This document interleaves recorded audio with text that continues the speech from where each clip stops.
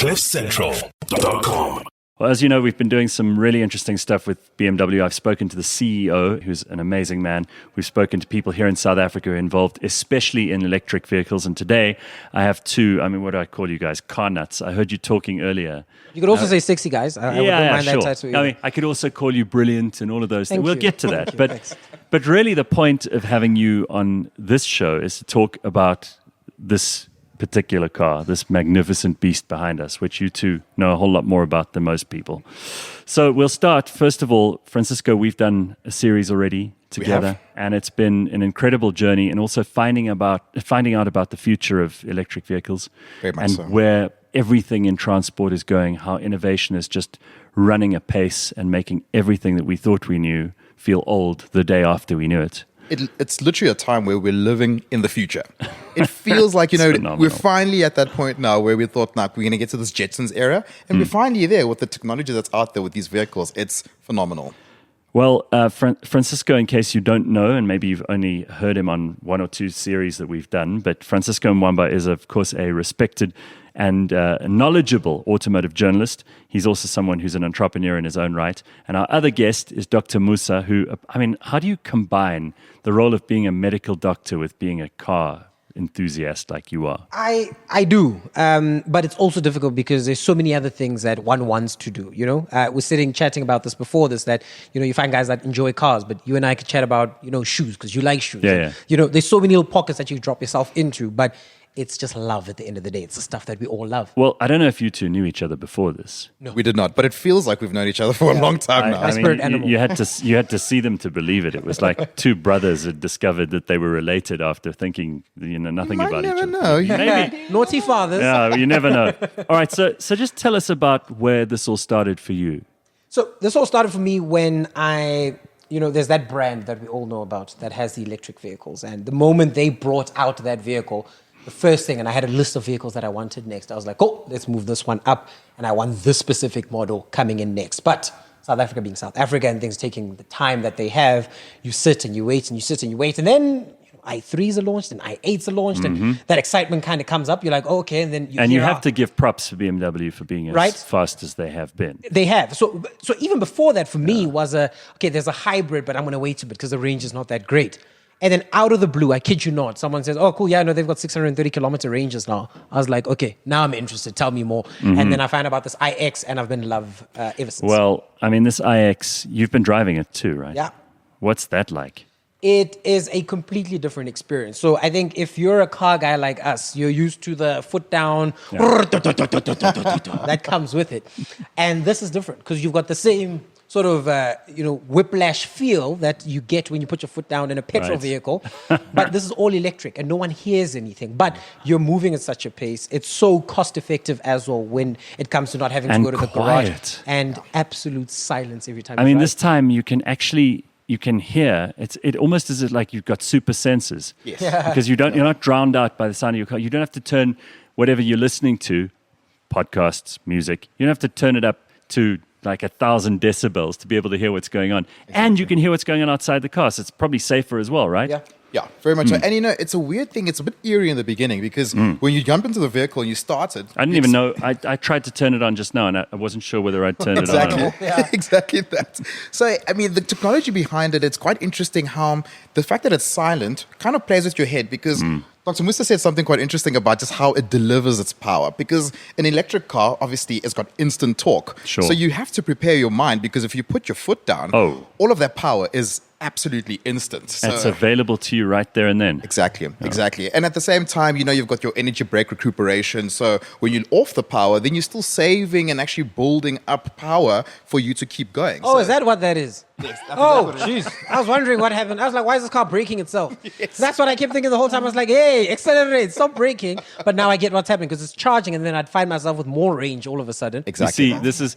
I knew we'd end up talking about the car, but I actually wanted to ask you both where your love for cars came from before we even get into this particular monster. I think for me, it's just been a guy that grew up in the township.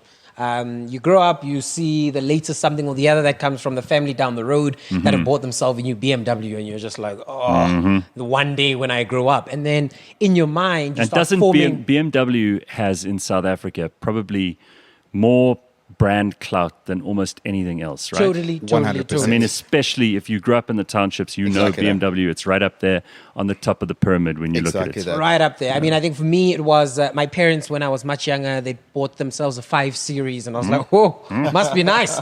And then from there, seeing an E30, for instance, so the old 3 Series, I recently just got one myself, and I built one from the scratch and all those sort of things. So it's just a love that comes with desire initially and becomes a love for vehicles. And then that obviously then spreads over into other brands and the cool things that they may have as well. What about you, Francisco? So my journey was a weird one. I was a kid that would just sit and draw. I'll draw, all sorts of things. And I've got an older brother, and he literally said to me, stop drawing, come watch Top Gear.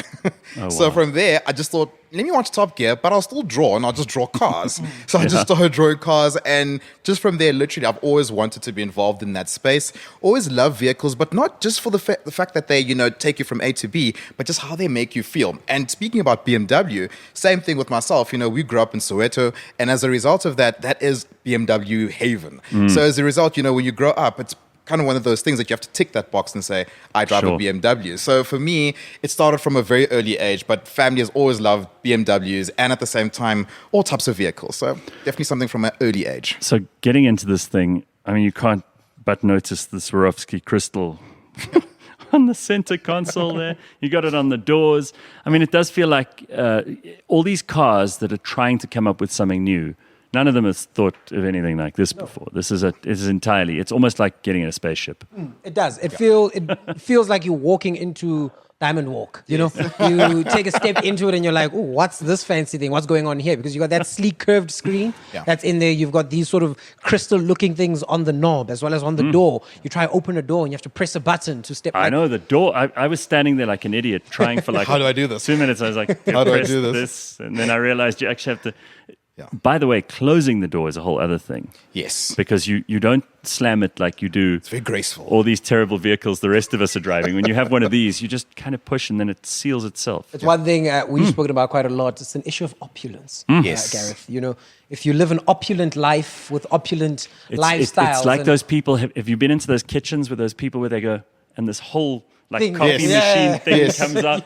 Feels like that. Exactly. Only obviously because this is a moving vehicle, they're much more impressive. Definitely. And it's still a sustainable vehicle because even though as it looks the way it does, it's very fancy, it still loves the environment. I mean, you've got vegan leather, which is quite an interesting What does that thing. even mean? Like, I mean, I kind of get it, but I mean, It means you're not honestly- going to get the Greens upset. Oh, There we okay. go. Those people. They're not the gonna throw paint at my environmentalists. car. They're not going to be like painting your car with like tins of paint and like screaming about how you're killing the environment. They're Lovely. going to be happy with you. Okay, good. That's interesting. I didn't even know that about it. So what's your favorite thing about the car? One of my favorite features in the car is the full panel that is transparent but becomes like opacified and dark when you want it to. So you press a button and it kind of covers up. And that's because, when the sun's up in the middle of the day, you don't want the sun hitting your face. So you press a button and it goes twing, and then it just gets dark. It's That's beautiful. amazing. Yeah, That's love like sci-fi. Very much it is. so. It really is. What's your favorite thing? I'd say the front end. And it's interesting because that front end was very controversial. Everybody was like, this is something that we've never seen It's before. a step away from The everything else. self-healing element of it is what blows my mind the most. And I actually had to find out if I'm not being caught up in an April Fool's joke or something. But a self-healing grill has got to be one of the craziest things I've actually encountered in a vehicle. So stone chips, all sorts of things like that. It's not going to really matter as long as after 24 hours you leave the car out in normal room temperature or you apply heat on it. The next day your stone chip is gone. Unbelievable. Sounds crazy. It feels like, when with the other vehicles that are coming from BMW that change colors, you're like, Yeah. how? Like, what? What? Yeah. Exactly. Witchcraft. Yeah, well, Buloi. I would have gone there, yes.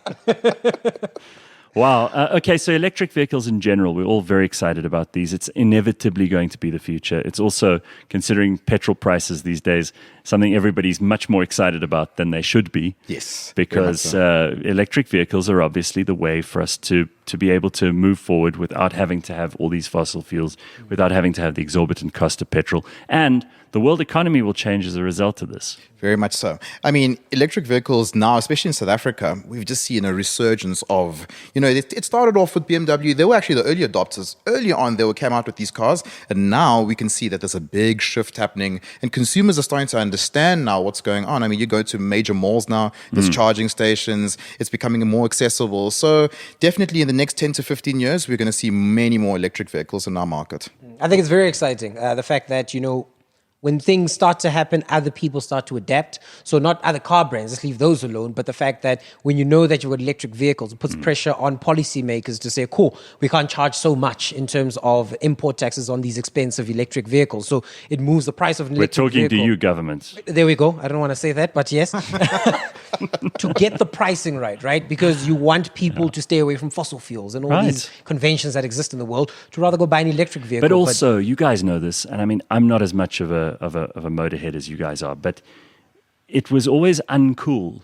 The hybrids were okay. They were all right. People were like, oh, I'm trying to show that I'm moving into the future. But they weren't. Now this is a step in a completely foreign direction from where we were when people were like electric cars. I don't know. Is that like those little things that they ride around, those golf carts that they ride around shopping malls? Exactly that. And one of the major things is power figures, because people think electric, they don't think performance, but they don't actually realize that these cars, there's no such thing as a slow electric car. They're all very fast. So the petrol heads who are resisting the change have now started to embrace the change because they know that these cars are actually faster than any of their normal petrol cars. The other thing about it is that they're also just sexier cars. I'm into the aesthetics. Exactly. I don't know about torque and 0 to 100 in how many seconds. I don't know anything about that stuff. You guys, that's your area of expertise. But the attractiveness of it, the way it looks, the way it feels when you're driving it, that's what I'm all about. That's it. Very, very sexy cars that everyone can go, ooh, what is this one called? Because it looks so new, so sexy, and isn't the standard old, ugly-looking electric vehicles. Mm-hmm. And that is true, because old electric cars weren't the prettiest. But these cars look like something we've never seen before. Yeah. It really does, draw so much attention. You actually have to get used to that on the road. Sure. Because when I was driving, I thought to myself, and you mentioned the front of this car, but those lights at the back. Yeah. Very sleek. It's like little small LEDs, soft lighting. Again, opulent, as we said. Opulence. I like Gareth, that word. Opulence. Well, I mean, this is what we wanted you guys to essentially do, is to help the rest of us who are not as well informed and not as into the knowledge as you are, and the experience, obviously, because we're not all going to get the chance to drive this straight away. So as it comes into the market, as we start to learn about it, we need people who we can trust telling us about it. And I appreciate you both giving us some time. Thank you. Thank you very much. Awesome stuff. Thank you. CliffCentral.com